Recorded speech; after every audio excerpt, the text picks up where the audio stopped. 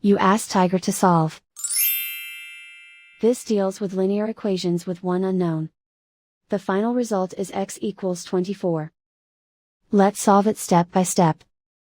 Group all constants on the right side of the equation.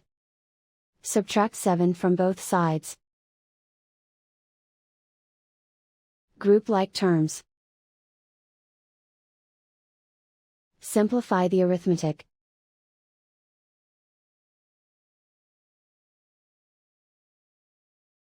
Isolate the x.